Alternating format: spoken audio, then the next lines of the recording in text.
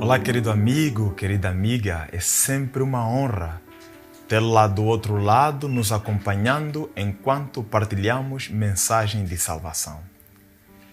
Antes de entrarmos na palavra de Deus, quero convidá-lo para uma breve oração. Nosso Deus, nosso Pai que estás nos céus, pedimos ao Senhor a sua compreensão. Venha ao Pai querido nos ajudar a compreender a mensagem que estaremos falando nesta hora. E dê a compreensão também à nossa audiência, para que no final de tudo possamos testemunhar de que fomos edificados pela palavra do Senhor. Em nome de Jesus. Amém.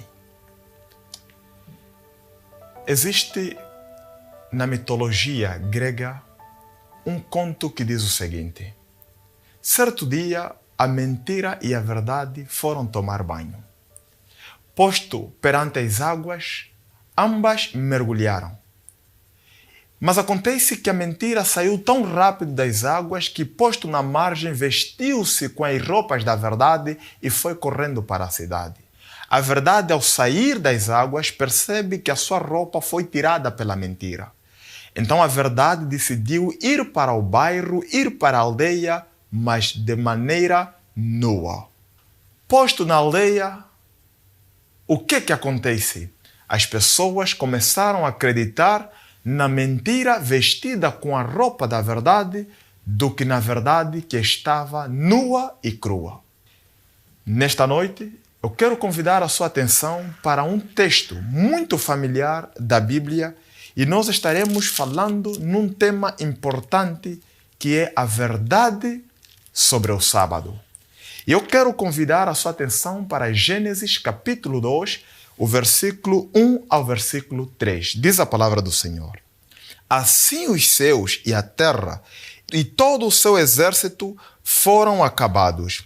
E havendo Deus acabado no dia sétimo a sua obra que tinha feito, descansou no sétimo dia de toda a sua obra que tinha feito.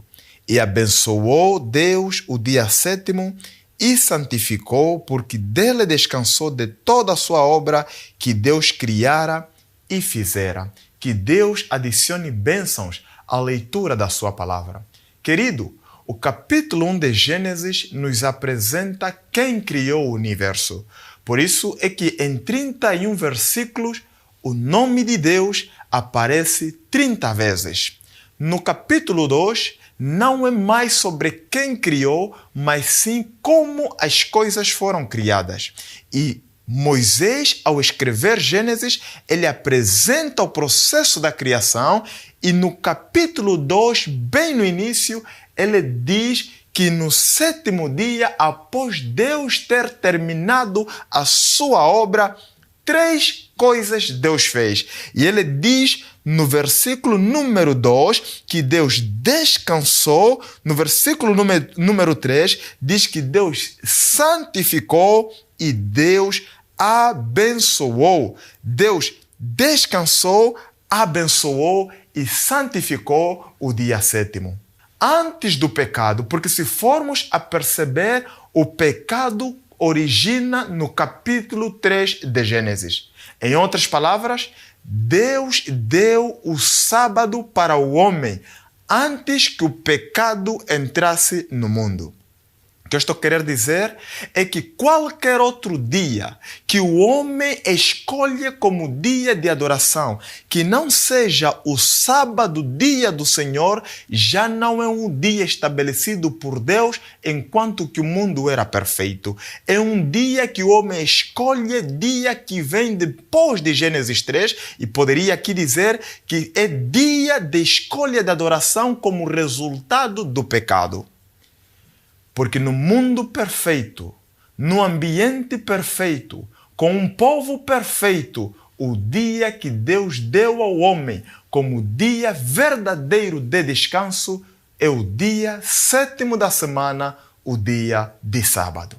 E quando vamos para o Novo Testamento, e eu convido a sua atenção para o Novo Testamento, o livro de Colossenses, muitos tenha se deparado com esta passagem de Colossenses 2, o versículo 16, e dizem o seguinte: pastor, irmãos, Já ninguém pode nos condenar, já ninguém pode nos julgar a respeito dos dias de sábado, porque estes dias foram abolidos. O que é que realmente o apóstolo Paulo quer dizer em Colossenses 2, o versículo 16? O versículo 16, eu tomo a leitura, diz assim: portanto, ninguém vos julgue pelo comer, ou pelo beber, ou por causa dos dias de festa, ou da lua nova, ou dos sábados. Certo? Mas para entendermos esta passagem, nós precisamos voltar ao versículo 14 para entendermos melhor o versículo 16. E o versículo 14, ele diz: havendo riscado a cédula que era contra nós, e retenha a expressão, a frase contra nós, cédula que era contra nós. Continua, nas suas ordenanças, a qual de alguma maneira nos era contrária, e a tirou do meio de nós, cravando-a na cruz, e despojando os principados e potestades, os expôs publicamente, e deles triunfou em si mesmo. Portanto, vem o versículo 16. Então o apóstolo Paulo, ele está falando de uma cédula que dava testemunho contra nós. Que cédula é esta que dava testemunho contra nós? Que cédula é esta que foi riscada na cruz? Deuteronômio, capítulo 10, o versículo 4 a 5, a Bíblia apresenta que Deus escreveu os 10 mandamentos com seu dedo na tábua de pedra e orientou a Moisés que colocasse estas 2 tábuas dentro da arca.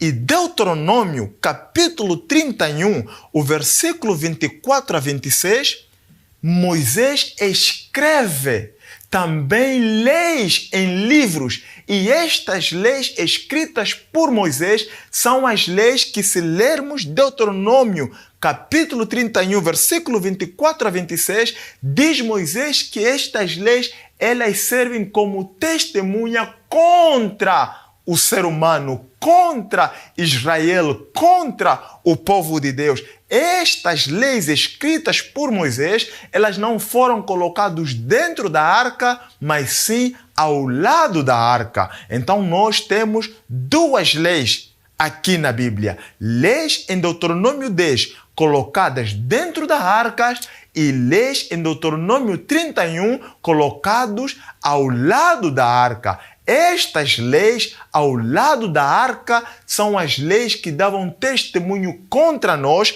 dos quais o apóstolo Paulo se refere em Colossenses, que foram abolidas com a morte de Cristo na cruz, porque eram leis cerimoniais e não as leis morais escritas pelo dedo de Deus. As leis escritas pelo dedo de Deus são leis perpétuas, para todo sempre. Nunca estas leis foram abolidas. Jesus, ele guardou o sábado. Maria, mãe de Jesus, guardou o sábado. Os apóstolos de Jesus guardaram o sábado, e todo filho de Deus, obediente à lei de Deus, deve guardar o sábado. Não basta apenas dizer que eu não cometo adultério. Não basta apenas dizer que eu respeito o 5º mandamento que diz: honra o teu pai e a tua mãe. Não basta apenas dizer que eu respeito o mandamento que diz: não furtarás. Importa sermos observadores dos mandamentos da lei de Deus. E na lei de Deus, nos 10 mandamentos, o 4º mandamento, ele nos pede para que nos possamos lembrar de guardar o sábado, o dia do Senhor. Querido amigo, querida amiga, o sábado não é um dia para prestarmos atenção aos nossos negócios. O sábado não é dia de ir para a lavra.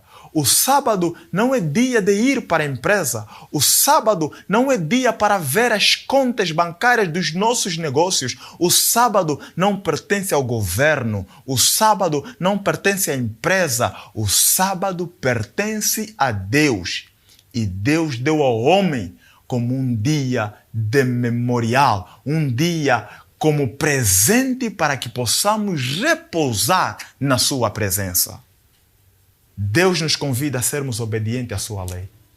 Deus nos convida a sermos observadores da sua lei escrita na Bíblia. E Êxodo 20 nos apresenta os 10 mandamentos. E é sobre o quarto, a observância do sábado, que Deus, nesta noite, Ele pede que nos comprometamos em sermos verdadeiros observadores. É a sua oração ser observador do dia do sábado?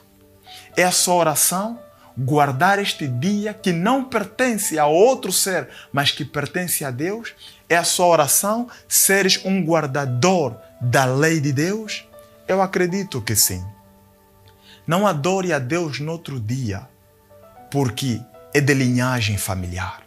Não adore a Deus no outro dia, porque é tradição familiar.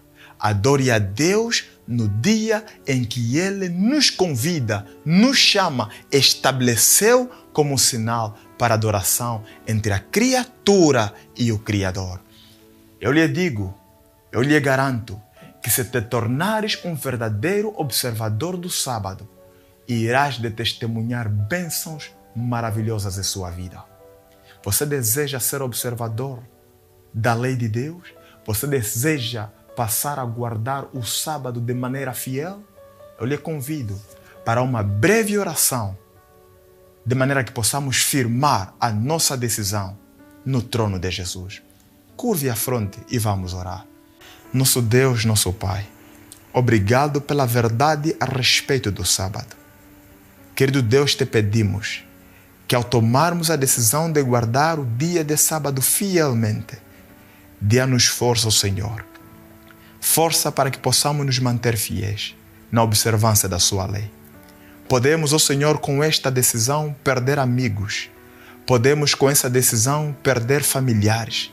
Podemos com esta decisão perder pessoas que anteriormente cultuávamos nas mesmas igrejas. Mas, ó Senhor, melhor é ter a amizade de Deus do que ser amigo de homens e ser infiel à observância da lei de Deus. Te pedimos, ó Senhor, que segures forte a nossa mão e caminhe conosco nessa jornada espiritual. Em nome de Jesus. Amém.